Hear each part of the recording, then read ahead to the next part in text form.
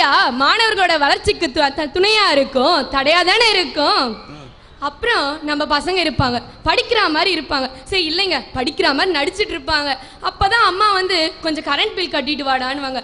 போம்மா உனக்கு வேறு வேலையே இல்லைன்னுவோம். ஆனால் இல்லைடா இன்னைக்கு தான் கடைசி நாள், போய் கட்டிட்டு வந்துடுன்னுவாங்க.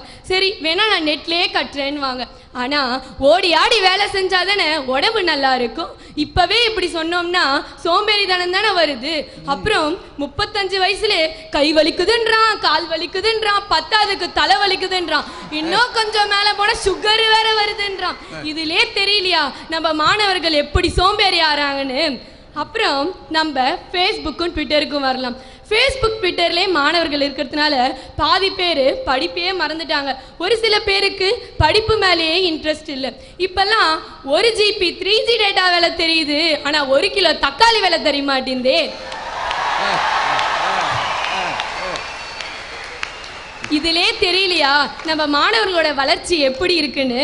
இப்ப சொல்லுங்க, 99% மாணவ சமுதாயமும் நிலைய சமுதாயமும் ஃபேஸ்புக்கால தானே வீரா போறாங்க.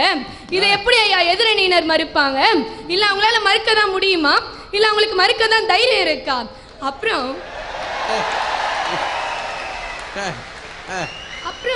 ஒரு பையன் என்ன பண்றான், போன்ல ரொம்ப நேரமா பேசிட்டு இருக்கான், ரொம்ப ஜாலியாவே பேசிட்டு இருக்காங்க. போடா வாடான்னு பேசிட்டு இருக்கான். அவங்க அம்மா வந்து கேட்குறாங்க, என்னடா யார்கிட்ட ஜாலியா பேசிட்டு இருக்க? இல்லம்மா எங்க சார் தான் ஃபோன் பண்ணார். ஏன்டா சாரை மரியாதை இல்லாமல் பேசிட்டு இருக்கே, ஒரு மரியாதை வேணாம் மேடம். மா அவர் என் ஃபேஸ்புக் ஃப்ரெண்டு மான்றான். இதுலே தெரியலையா ஒரு மாணவரோட ஆசிரியரோட உறவு ஃபேஸ்புக்கால எப்படி கெட்டு போயிருக்குன்னு. அப்புறம் இணையதளத்துல இல்லாத கருத்தே இல்லையாமா, எல்லா கருத்தும் குவிந்து கிடக்குதாம்ல, குவிந்து. ஆனா அந்த கருத்தெல்லாம் எங்க முனிவரும் சித்தரும் புலவரும் எழுதின புக்கில் இருந்து சுட்டதுன்னு எங்களுக்கு மட்டும்தான் யா தெரியும். இதுக்குதான் எங்க சித்தர் அப்பவே சொல்லியிருக்காங்க, பிண்டம் போல் ஒன்று கண்டுபிடிக்கப்படும், அந்த கண்டுபிடிப்பு மனிதனை ஆட்டுவிக்கும்னு. இன்னைக்கு ஃபேஸ்புக்லயும் ட்விட்டர்லயும் நாங்க மாட்டிக்கிட்டு நாங்க படுற பாடு இருக்கே, ஐயோ அப்பப்பா சொல்லவே முடியலங்க. காலங்கெட்டு போயிருக்கு நடுவர் அவர்களே, காலங்கெட்டு போயிருக்கு. போனை எடுத்தா என்ன நோன்றானுங்கன்னே தெரிய மாட்டேங்குது. இப்பெல்லாம் அசினு த்ரிஷான்னு போட்டோவை போட்டு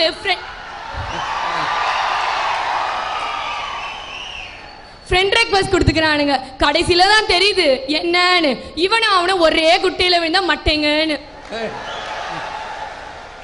இப்படி கண்ட விளம்பரங்கள்லாம் நெட்ல வரதை பார்த்துட்டு தானே எத்தனை மாணவர்களோட மனசு சிதறி போகுது. இந்த மாதிரி ஆட்களால தானே பல பெண்கள் ஏமாந்து போறாங்க, அவங்க போட்டோவே அனுப்புறாங்க. இப்படி அவனுங்க அதை மார்பிங் முறை மூலமா அவங்கள சித்தரிச்சு அசிங்கப்படுத்தி அவங்கள மிரட்டி பணம் பறிச்சு இன்னைக்கு பல பெண்கள் தற்கொலையில தானே வந்து அவங்களோட வாழ்க்கை முடியுது. இப்படி பல பெண்களோட வாழ்க்கை சின்ன பின்னமா ஆகுதுன்னா அதுக்கு காரணம் அந்த ஃபேஸ்புக்கும் ட்விட்டரும் தானே. இது எப்படி ஐயா எதிரணியினர் மறுப்பாங்க?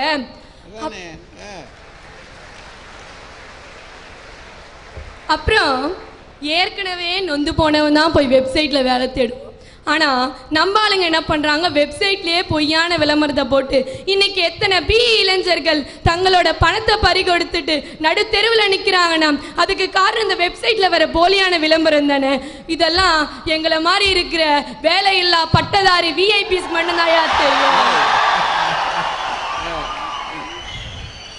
அப்புறம் கோவையை சேர்ந்த இளைஞர் ஒருத்தர், அவர் என்ன பண்ணியிருக்காரு தெரியுங்களா, இந்திய குடியரசு தின விழா அன்னைக்கு கொடியவே எரிச்சு தன்னோட ஃபோன் நம்பரையும் ஃபேஸ்புக்கில் விட்டுருக்காரு. ஒரு இந்திய குடிமகன் பண்ணுற வேலையா இதெல்லாம்? ஆனால் பண்ணதே தப்பு. அதுலேயும் எவ்வளோ பெரிய பந்தா பாருங்க, ஃபேஸ்புக்லேயும் போட்டிருக்காரு. அப்போ ஒரு ஃபேஸ்புக்கை அவர் தப்பாக தானே பயன்படுத்தியிருக்காரு. அது எப்படியா சரியான பயன்படுத்த முடியும்?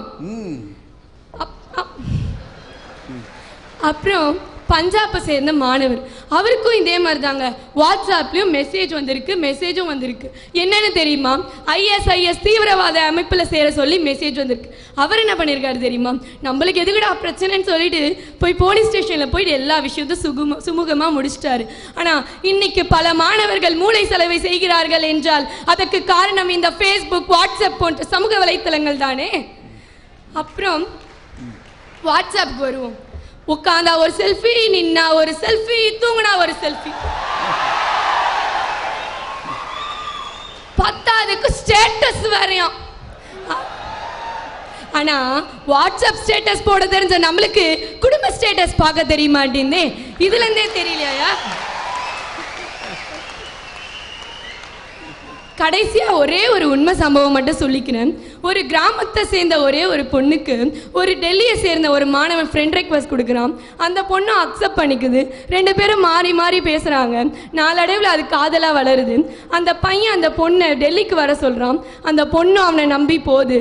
அங்கே தன்னோட 3 நண்பர்களோட சேர்ந்து அந்த பொண்ணோட வாழ்க்கையை சின்ன பின்னமாக்கி சீரழிக்கிறான். அந்த பொண்ணை ஒரு குப்பை தொட்டியில் ரோட்டில் போடுற குப்பை மாதிரி தூக்கி வீசி எறிஞ்சிட்டு போகிறான்.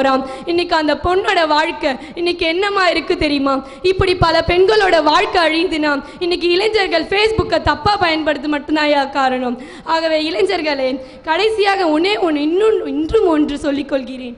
பெற்றோர்களின் கனவு என்ன தெரியுமா? நம் பிள்ளைகள் நல்ல பள்ளியில் படிப்பார்களா, நல்ல கல்லூரியில் படிப்பார்களா, நல்ல மதிப்பெண் பெறுவார்களா, நல்ல வேலையில் சேருவார்களா, நல்ல பெண் திருமணம் அமையுமாம். இப்படி ஒவ்வொன்றிலும் நல்லது நல்லது நல்லது என்று நமக்கு நல்லதாகவே யோசிக்கும் இவர்களுக்கு நாம் அவர்கள் கனவை எப்படி நினைவாக்கி கொண்டிருக்கிறோம் தெரியுமா? ஃபேஸ்புக்கில் வீணாக கடலை போட்டுதான் கொண்டிருக்கிறோம்.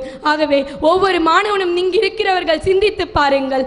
நாமும் 12ஆம் வகுப்பு பொதுத் தேர்வில் ஒழுங்காய் ஃபேஸ்புக்கை நோண்டாமல் படித்திருந்தால் இன்று நாமும் ஒரு டாக்டர், இன்ஜினியர், கலெக்டர், அரசு அதிகாரியாக வந்திருக்கலாமே. ஆனால் BA, BM, M என்ற துறைகள் எந்த துறையும் கேவலம் இல்லை. சுவர்கள் இருந்தால் சித்திரம் வரைய முடியும். இன்று அப்துல் ஹக்கீம் கல்லூரி உங்களுக்கு சுவராக இருக்கிறது. அதில் நீங்கள் சித்திரம் வரையுங்கள். எந்த துறையிலும் நீங்கள் சித்திரம் வரையலாம். உங்கள் புகழை அப்துல் ஹக்கீம் கல்லூரி மேலோங்க செய்யும். ஆகவே இனியதொரு தீர்ப்பு தடையே என்று நம்பி வாய்ப்பளித்தமைக்கு நன்றி பாராட்டி விடைபெறுகிறேன். நன்றி, வணக்கம். சுபலட்சுமி